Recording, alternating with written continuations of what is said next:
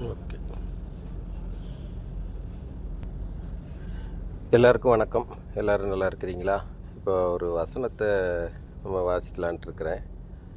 அது என்ன வசனம்னா, கொரிந்தியர் 9ஆம் அதிகாரம் 9ஆம் வசனம். ஞாபகம் வச்சுக்கிறதுக்கு ஈஸியாக இருக்கும். 2 கொரிந்தியர் 9:9. 2 கொரிந்தியர் 9:9. அதுவும் 2. என்னென்னா, வாரி இறைத்தான் ஏழைகளுக்கு கொடுத்தான், அவனுடைய நீதி என்றென்றைக்கும் நிற்கும் அப்படின்னு சொல்லி ஒரு வசனம். வாரி இறைத்தான் ஏழைகளுக்கு கொடுத்தான். அப்போது ஏழைகளுக்கு கொடுக்கும்போது அவனுடைய நீதி என்றென்றைக்கும் நிற்கும் அப்படின்னு சொல்லி வேதம் சொல்லுது. அப்போஸ்தலர் சொல்கிறாரு. அப்போது நம்ம வாரி இறைக்கணும் அப்படின்னு சொன்னால் நம்மளுடைய தேவைக்கு மீதி உள்ளதை வாரி இறைக்கணும். அது நம்ம தேவைக்கு உரியதையும் வாரி இறைச்சிட்டு கடன் வாங்கிட்டு உட்காந்துருக்கக்கூடாது. கடன் வாங்கியும் இறைக்கக்கூடாது. அதுதான் அதனுடைய நீதி. அதன் நீதி என்றென்றைக்கும் விளங்கும், அவனுடைய நீதி. அப்போது நம்ம யோசனை பண்ணி கடவுளுக்கு கொடுக்கும் பொழுது நம்ம கடவுளுக்கு தசம பாகம் கொடுக்குறோம், மற்றபடி வேறு ஏதாவது ஒரு காணிக்கை கொடுக்குறோம், மற்ற கடவுளுடைய காரியங்களுக்கு செய்கிறோம், ஏழைகளுக்கு செய்கிறோம். அது போக மீதி நம்மளால் முடிந்த அளவு அவனுடைய நீதிக்கு தகுந்த மாதிரி என்றென்றைக்கும் நிற்கிற மாதிரி நம்ம என்ன பண்ணணும், கொடுக்கணும்னு சொல்லி வேதாகமம் சொல்லுது.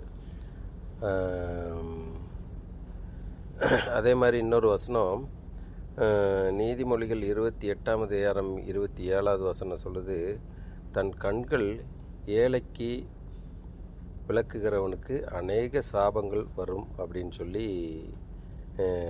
வசனம் சொல்லுது.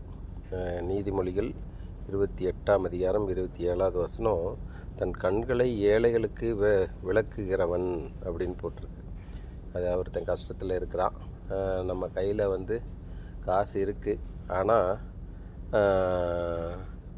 விலகி நிற்கிறோன்னு வச்சுங்க, கொடுக்காமல் இருக்கிறோன்னு வச்சுக்கங்க, அது சாபங்கள் இருக்குது. அப்போ நம்ம கண்ணில் பார்த்துட்டு நம்மளால் கொடுக்குறதுக்கு தராணி இருந்தாலும் நம்ம கொடுக்காம விட்டோன்னு சொன்னால் நிறைய சாபங்கள் வரும்னு சொல்லி நீதிமொழிகள் 28ஆவது அதிகாரம் 27வது வசனம் சொல்லுது. அப்போ நம்ம ஏழைகளை கண்டு விலகி போகாமல் இருக்கணும். அதே மாதிரி மத்தேயு இயேசுநாதர் சொல்கிறாரு. இயேசுநாதரே பூமியிலே வாழ்ந்த காலத்தில் அவரே சொன்ன ஒரு வசனம் எனக்கு ரொம்ப பிடித்தமான வசனம்.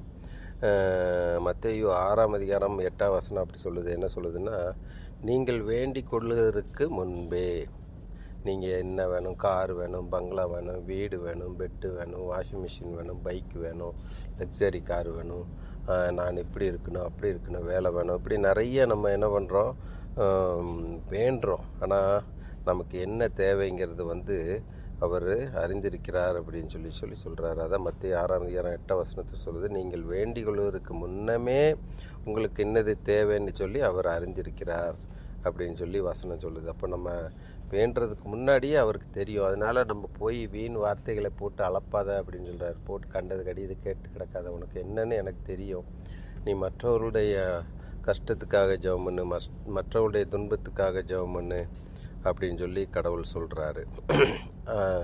அதனால் நம்ம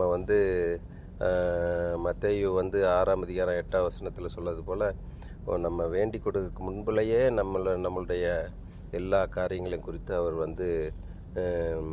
அறிந்திருக்கிறார் அப்படின்னு சொல்லி வசனம். அதே மாதிரி சங்கீதக்காரர் தாவீது ராஜா 30ஆம் அதிகாரம் 1வது வசனத்தில் சொல்கிறாரு, நீர் என்னை கை தூக்கி எடுத்தபடியினால் அப்படின்னு சொல்லி ஆரம்பிக்குது அந்த வசனம். நீர் என்னை கை தூக்கி எடுத்தபடினால், நம்ம பள்ளத்துக்குள்ளே விழுந்தாலும் சரி, நம்ம ஒரு கஷ்டத்தின் மத்தியில் போனாலும் சரி, ஒரு துக்கத்தின் மத்தியில் போனாலும் சரி, அவர் நம்மளை கை தூக்கி எடுக்கிறார். கை தூக்கி எடுக்கிறபடினால நான் உம்மை போற்றுவேன்னு சொல்கிறாரு. நான் உம்மை போற்றுவேன். நம்ம கை தூக்கி நம்ம எடுக்கிற கடவுளுக்கு நம்ம என்ன பண்ணணும், நம்ம அவரை போற்ற வேண்டும் அப்படின்னு சொல்லி சங்கீதம் 30:1 சொல்லுகிறது. அப்போ கை தூக்கி எடுக்கிற கடவுளுக்கு நம்ம என்ன பண்ணணும், அவரை போற்றணும், அவரை போற்றி வாழ்த்தி வழங்கணும்.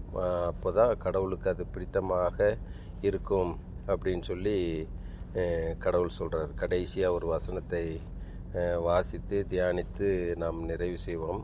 2 நாளாகமம் 20ஆம் அதிகாரம் 15வது வசனம், யுத்தம் இந்த யுத்தம் உங்களுடையது அல்ல, தேவனுடையது அப்படின்னு சொல்லி அந்த வசனம் சொல்லுது. பாருங்கள், 2 நாளாகமம் 20ஆம் அதிகாரம் 15வது வசனம்.